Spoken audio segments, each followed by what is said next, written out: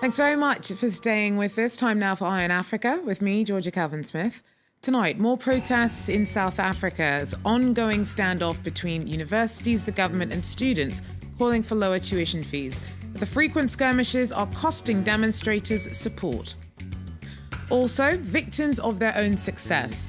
An association in a Tunisian town that took over the running of date farming and quickly doubled harvests sees the project under threat. The government's accusing it of illegally working state land. And a frivolous name that inspired fear. General Butt Naked earned his moniker during vicious battles during Liberia's 14-year civil war. Now, the former warlord says that he's put all that behind him and is hoping to help other ex-child soldiers.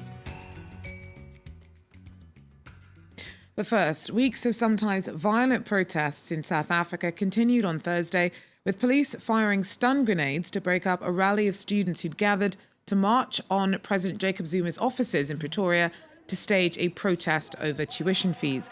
Students of Johannesburg's Wits University also clashed with police a day after some undergraduates forced their vice-chancellor out of a church at a planned peace-building event.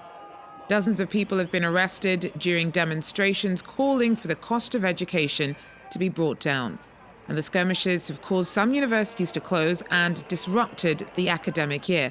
Jane Flanagan brings us more on the effect the protests are having on education in South Africa. One of the main universities today announced they were abandoning the academic year. Academics in South Africa run January to December, and so the announcement today, I'm sure, will be followed by others as universities really struggle to get the security situation on their campuses under control, and it becomes increasingly difficult to guarantee the safety of students and staff.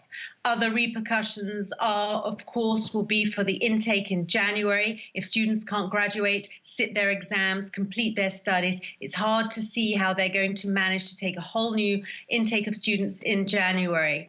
Also, a stream of academics have been on the radio and in the newspapers in South Africa saying that they really have had enough of dealing with the security threats that they face on a daily basis. And many of them are saying now they're going to look overseas for new work. So it seems that there will be some sort of academic brain drain as a result of all this.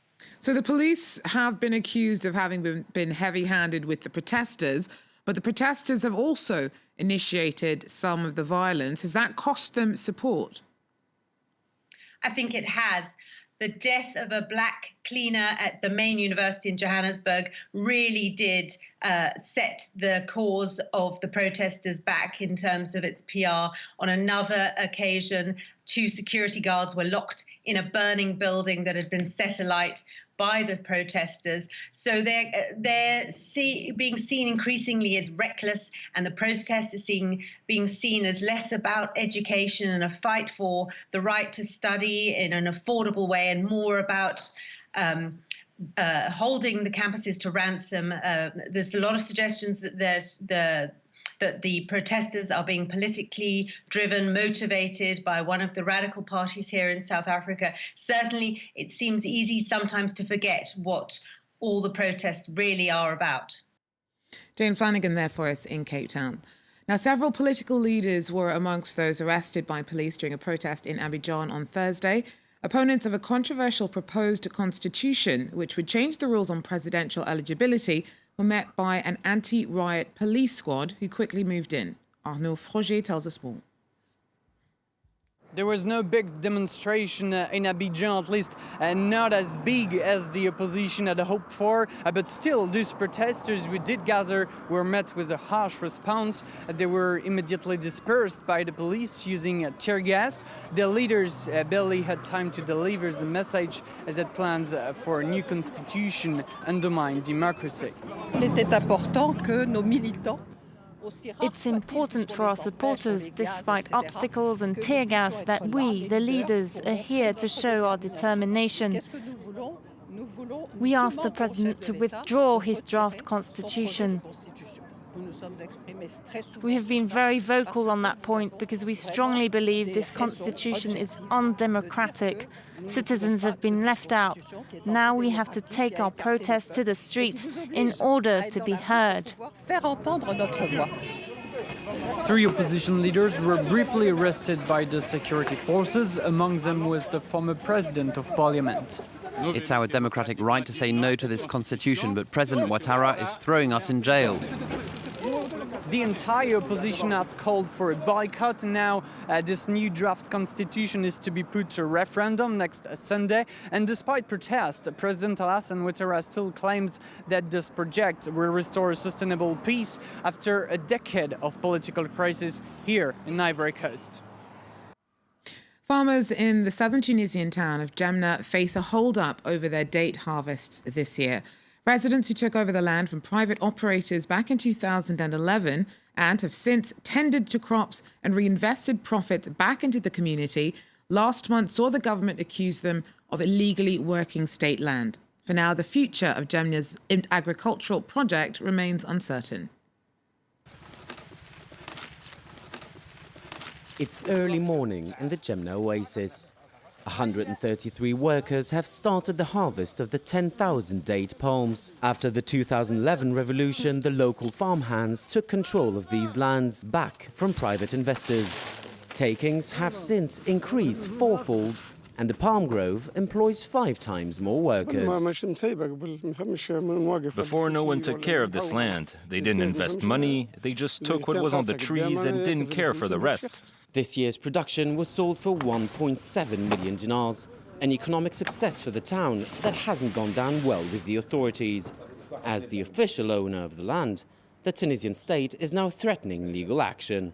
When somebody works outside the law, when they take state property, it's wrong, even if what they do with it is good.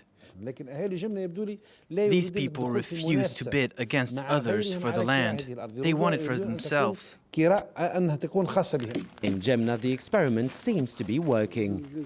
The community in charge of collective management is filling the gap left by the state, investing profit to develop the town. A new football pitch for the youth, 2 classrooms for the school, a brand new ambulance for emergencies, and a new marketplace for the date vendors. We are trying to put into practice an economy based on solidarity. We don't decide anything without the approval of the people. We organize a public assembly. We pass the mic around and they can express themselves in a direct and democratic way. If negotiations lead to a new legal framework, then the Jemna model might inspire others throughout Tunisia, where the major question of land property has yet to be resolved. Well, finally, his humorous name belied the horrors for which he was responsible. A former Liberian child soldier turned warlord called General Butt Naked was responsible for the murder and mutilation of thousands during the country's vicious 14-year war.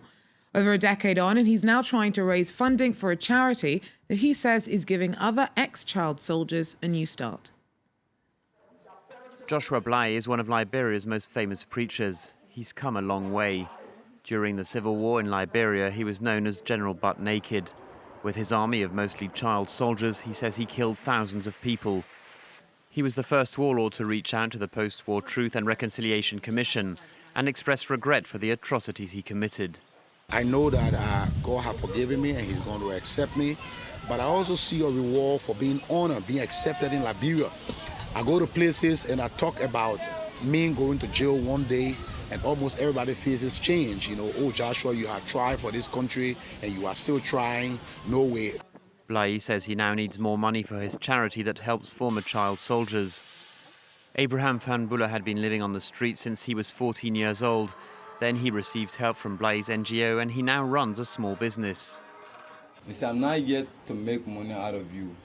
He said, but I'm here to heal the wounds that are inflicted on the youth of this country. You know, I was touched by his speech, the way he talked. But not everyone is convinced by Bly's sincerity and his transformation from warlord to preacher. This woman said she's one of his victims. During the war, me, my father, my mother, my brother and sister, were in our house in the neck, born naked, and he boys taking that knife and bust our door. They took our things then. Everything I would have, they took everything. He said not rape me, to tell the truth. But he told his boys then to rape me. She would like Bly to go to jail just like former President Charles Taylor. But some Liberians say that the warlord's conversion has more impact than if he was serving time in prison. Well, that's it for Eye in Africa for now. Thanks very much for joining us. Do so again. Take care.